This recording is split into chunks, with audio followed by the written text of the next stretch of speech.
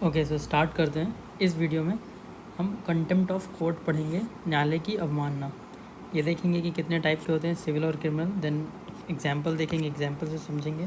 फिर देखेंगे कि what is non contempt of court, what is non contempt of court.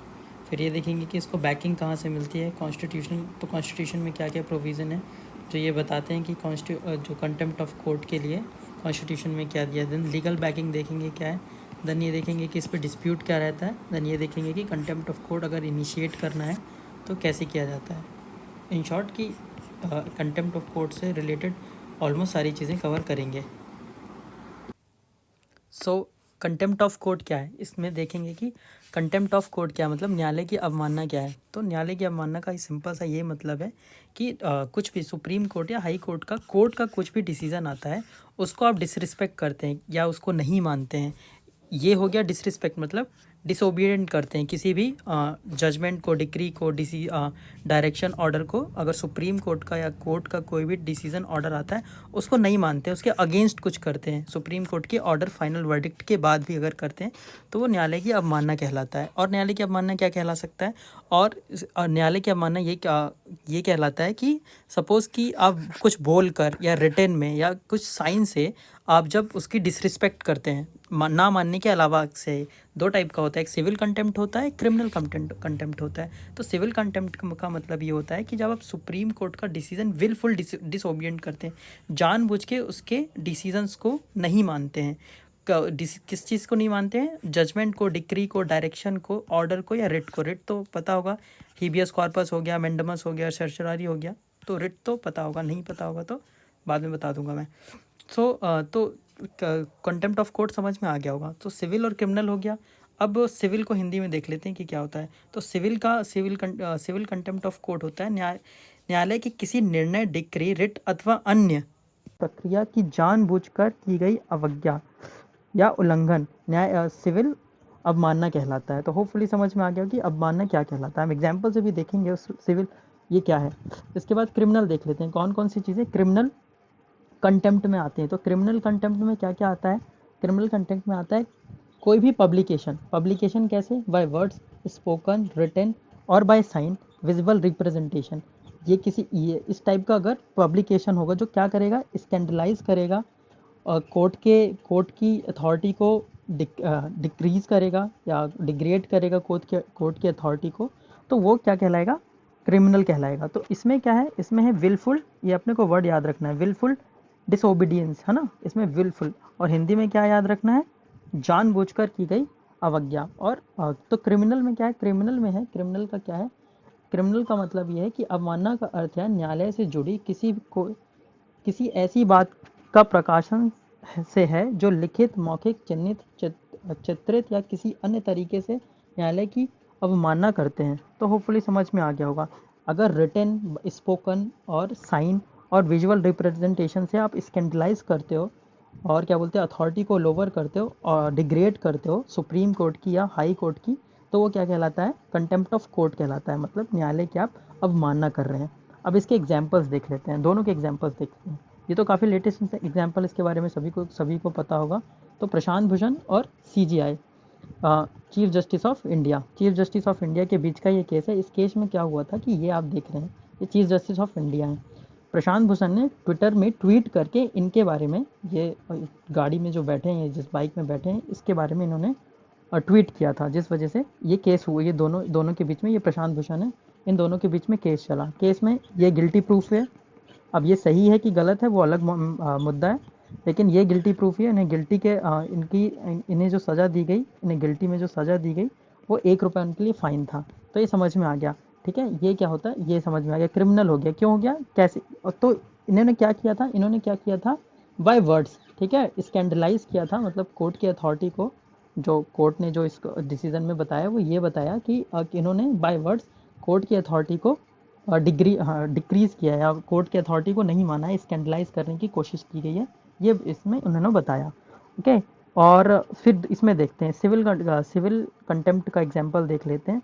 Ranbaxy versus दयाची है का है ये, ठीक है, दयाची का है, रैनबैक्सी वर्सेस दयाची। इस केस में क्या हुआ था कि रैनबैक्सी को सुप्रीम कोर्ट ने ये कहा था कि किसी भी एक टाइप का ड्रग था जो इनके प्रमोटर्स थे उसको उसके शेयर्स को बेचना नहीं था। उसके बाद भी बेचे गए। तो दयाची नाम की जापानीज़ कंपनी थी, उसने इस पे केस किया कि कोर्ट के मना करने के बाद भी शेयर्स को बेच रहे हैं। ठीक है, तो देखो मना करने के बाद भी शेयर्स को बेच रहे हैं, इसके मतलब जानबूझकर क्या किया गया, उसे जब विलफुल डिसोबीडियंस में आ गया ये, तो ये कहलाया सिविल कंटेम्प्ट। तो होपफुली आगे समझ में आ गया कि सिविल कंटेम्प्ट और क्रिमिनल कंटेम्प्ट क्या है। ठीक है, पर प्रॉब्लम इसमें ये आती है कि अगर ये सारी चीज़ें अगर किसी भी जैसे प्रशांत भूषण के केस में ये मानते हैं कि प्रशांत भूषण ने जो भी कहा था वो सही कहा था, है ना।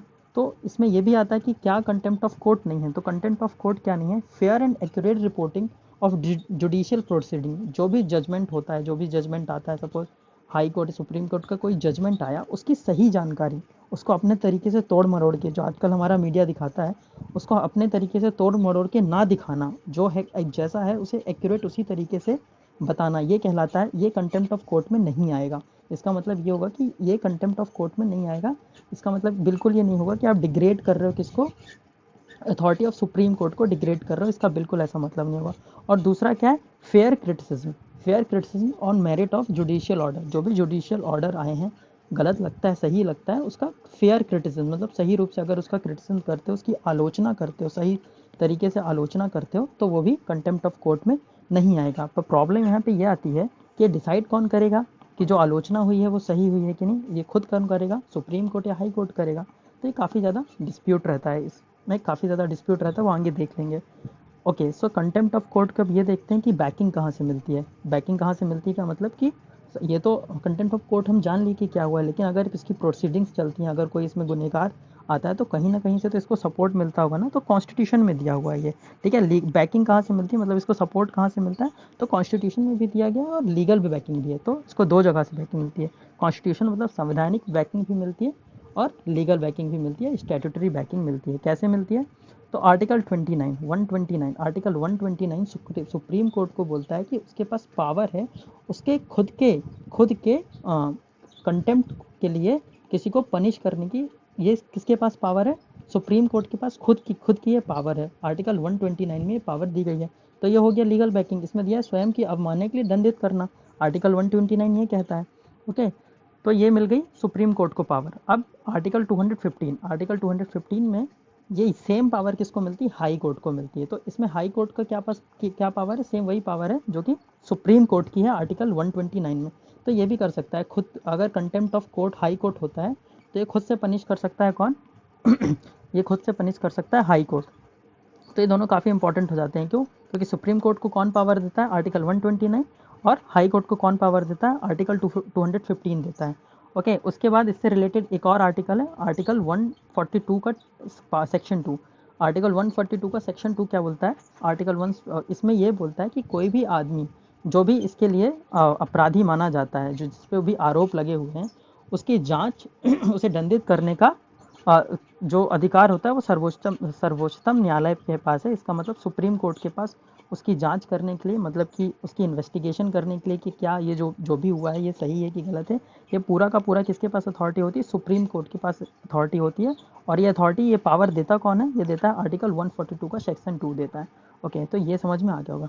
अब ये तो हो गई कॉन्स्टिट्यूशनल बैकिंग, मतलब संवैधानिक बैकिंग हो गई। अब लीगल बैकिंग पे देख लेते हैं। तो लीगल बैकिंग में क्या कौन देता है, तो कंटेम्प्ट ऑफ कोर्ट एक्ट 1971 में जो एक्ट दिया हुआ है, जहाँ से मैंने ये डेफिनेशन निकाली है, ये डेफिनेशन पूरी इसी एक्ट में लिखी हुई है, इस एक्ट में लिखी हुई है ये दोनों डेफिनेशन, हिंदी और इंग्लिश दोनों डेफिनेशन किस में लिखी हुई हैं, कंटेम्प्ट ऑफ कोर्ट एक्ट 1971 में लिखी हुई हैं। क्या इसमें लिखा हुआ है, इसमें सारी डेफिनेशन दी हुई हैं, हर टाइप के ये दिया हुआ है कि क्या कंटेम्प्ट ऑफ कोर्ट कहलाएगा, क्या नहीं कहलाएगा। जैसे कि ये कंटेम्प्ट ऑफ कोर्ट नहीं है, ये सारी की सारा का सारा किस में दिया हुआ है, न्यायालय की अवमानना अधिनियम 1971 में दिया हुआ है। सो यहाँ से इसको लीगल बैकिंग मिल गई, यहाँ से इसको कॉन्स्टिट्यूशनल बैकिंग मिल गई।